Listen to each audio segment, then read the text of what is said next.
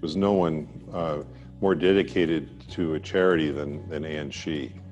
She's passionate about the Bowers. She's been with us for over 20 years. And she not only raises a great deal of money, probably more than anyone else in our history, but when we have a project, particularly an exhibition in China, she negotiates the contract. Anne is probably the most active person I know. She has tremendous energy. She's always out trying to do what's good for the community. I've been trying to get a major jade exhibit out of Taipei, and on 3 attempts failed, which wasn't unusual because we didn't know how to deal with the Asian culture. And she was introduced to me and said, "Is there anything I can do for you while I'm in Taiwan?" I said, jokingly, "Get me the jade exhibit." She came back 2 weeks later and said, "I got you jade exhibit, now what?" And that was the beginning of 20 years worth of major exhibitions. When you're with Anne, everything is elevated 1,000%. She's been an amazing force in internationalizing the Bowers. She has this ability to work with the government individuals, the people that run these places of interest, and really get them excited about telling their story in the United States. And we've done 10 major exhibitions with most of the leading cultural institutions in China. And it happens because of the personal relationships that she develops. Which really brings to Orange County a real perspective that they probably wouldn't get without her. With things like Mummies of the Silk Road, the Treasures of Tibet, and of course the icing on the cake is the Terracotta Warriors. Every museum in the world wants the Terracotta Warriors. We've done them twice, and in fact I'm going back to China shortly to sign a contract to do them a third time. And Anne has developed friendships with the directors, with the cultural agency of the province, knows everyone. The work that she's done with all sorts of groups in Orange County and even outside of Orange County is really amazing. Over the years, she's brought $300 from China to California. She's focused on getting the community involved, and it's really been something to see. She has that kind of energy and devotion to bring all these different groups together. Anne, congratulations. You deserve this more than anyone I know. Anne, I'm really proud to be here, and I'm really looking forward to our next trip.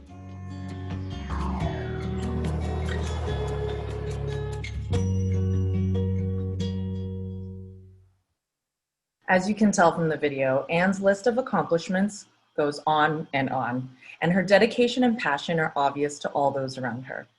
Here to have a chat about Anne's journey, please welcome Peter Keller, President of the Bowers Museum. Kara, thank you. Kara, thank you so much.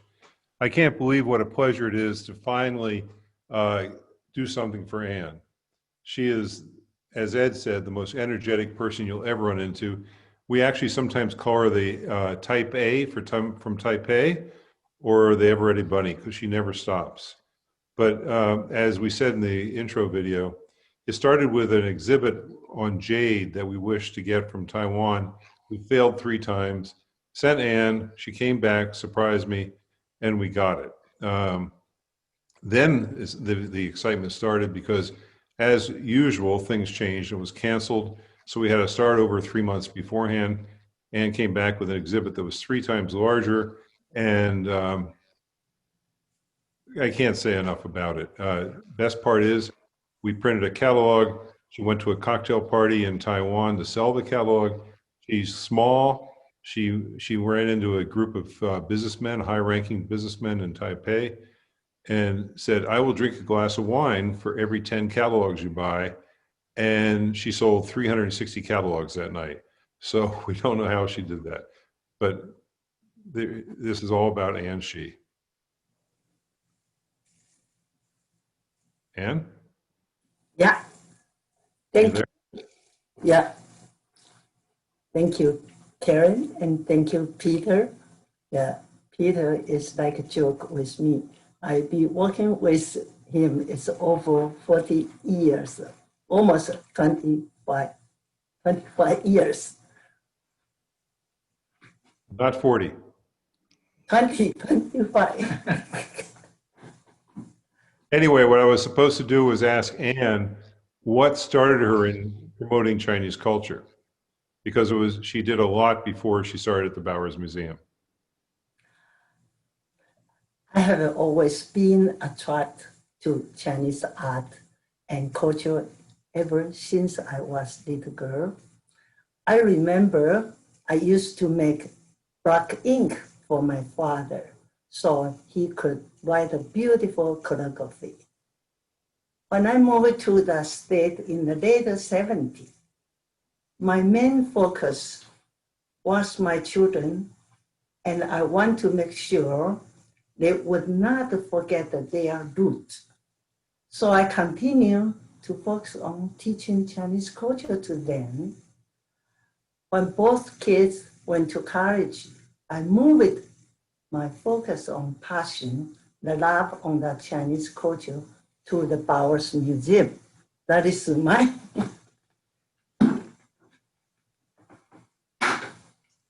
And Anne, what brought you to the Bowers that day? I became involved with the Bowers Museum back in the 1992. That time we just reopened the museum. And I helped to bring the Chinese exhibition from Taiwan to Bowers. I volunteered with the fundraising and marketing in the Chinese community. I enjoyed it very much.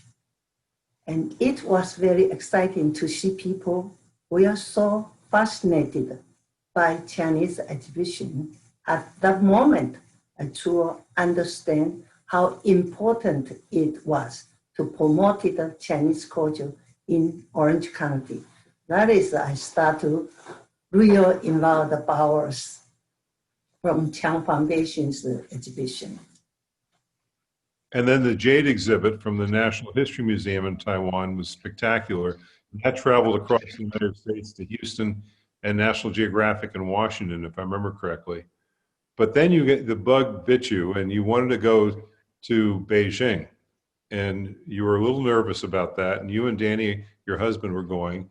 I had been there many times and failed many times trying to get exhibits because I didn't have the secret weapon, which was Anne Shih, which brings the charm and cultural understanding necessary to bridge these gaps. And you went to the Forbidden City, and you saw Yangshin, and what happened? You know, that is in 1995. I remember I'm from Taiwan. It's so scared to go to the mainland China and Beijing. So through your introduction, I had to, my mission, go to visit the Forbidden City, Yangshin. And we start from that time, and we work together and to bring the Forbidden Cities exhibition, and including the continue, we have a Nanjing exhibition, Shanghai Museum's Tibet, twice on Terracotta Soldiers, Xinjiang Chinese mummies, and Chengdu's Sanxingdui, including the Beijing Emperor Style and recently Guopei fashion collections. Of course, all on special 10 major exhibition, I would not have been able to do all of this without Peter, your support. Well, Anne, it's been a great partnership, and it will continue. But one of the stories I like to remember was my first trip to Beijing, where we're meeting with Yang Xin, the director of the Forbidden City. And I was there with Dennis Power, and between us, we had probably 40 years of museum experience. He was director of the Santa Barbara Museum and then Oakland at the time. I had been in natural history in LA and also the Bowers, and we thought we knew what we were doing. We went into the special diplomatic room to meet with Yang Xin to begin negotiations. And all of a sudden, Anne in her mink coat jumps out, starts talking to Yang Xin at 1,000,000 miles a minute. And after about a half an hour, Dennis and I looked at each other and said, have you ever felt more worthless? Because we had nothing to do. Anne did it all. Remember that, Anne? Yeah, thank you. That is all you to give me a credit, actually, because can use the Chinese language to communication with Mr. Yang Xin. That just came out that make it happen. One of the secrets in all these contracts is that we've brought over, as we said at the introduction, over 300 Chinese scholars over the years to the United States. And each one of these is an opportunity for Anne to connect and make friendships. And this is a key to cultural understanding as well as diplomatic and otherwise.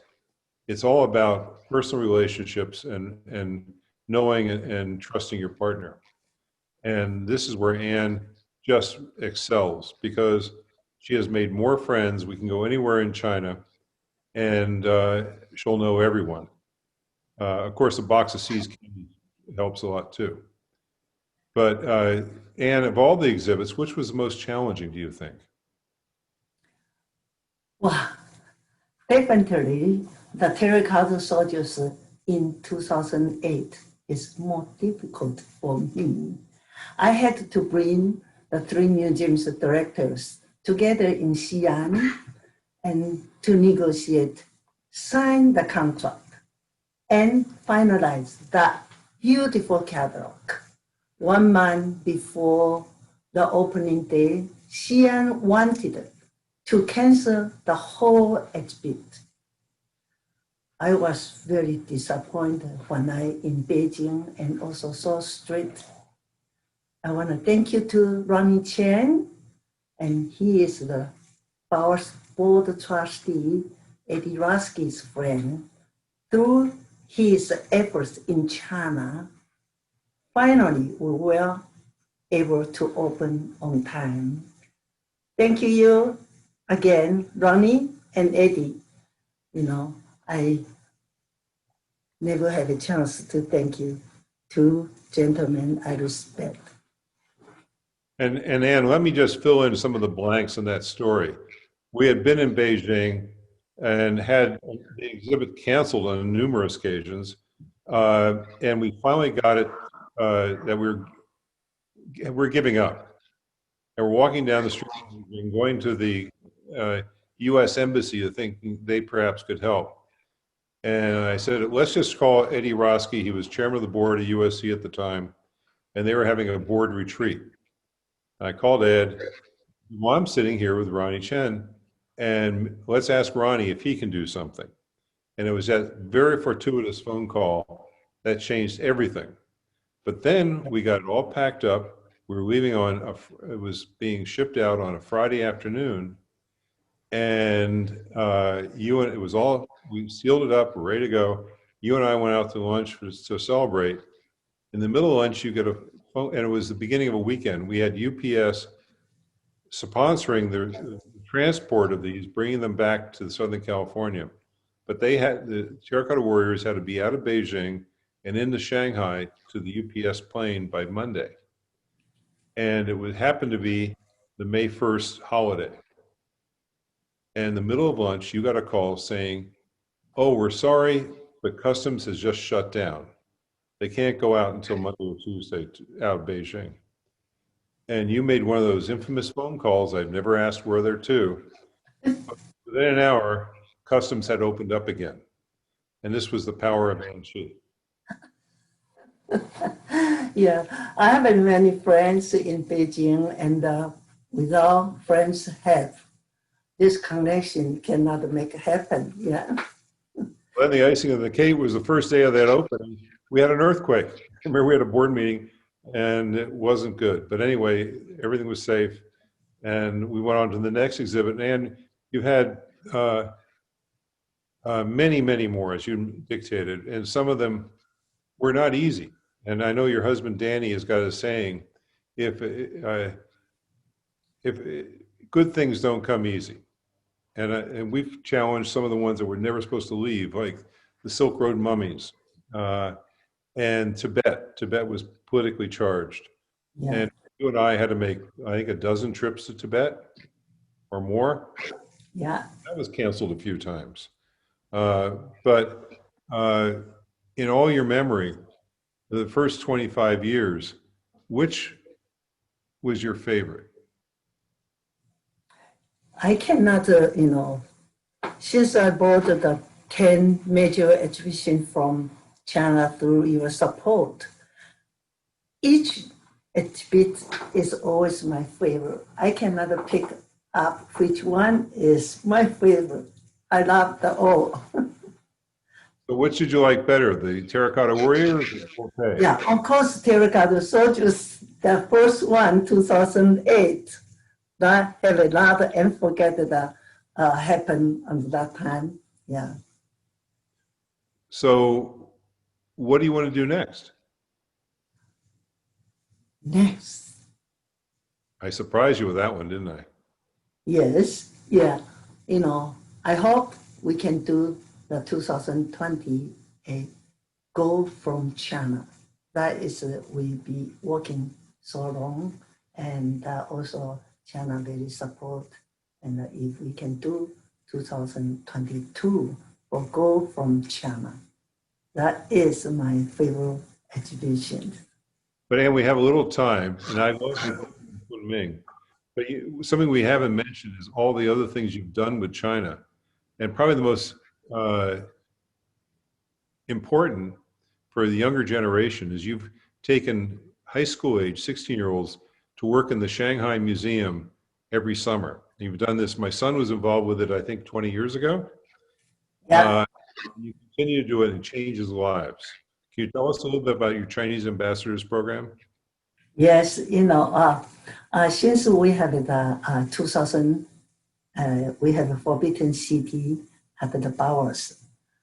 I founded the Chinese docent, we call the Chinese ambassador, and also I founded the junior ambassador high school kids gathering together to training there in English to tour the exhibition.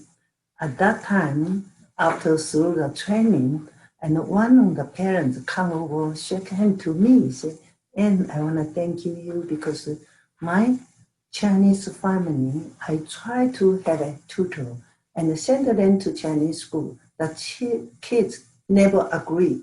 Always say, why I have to learn the Chinese?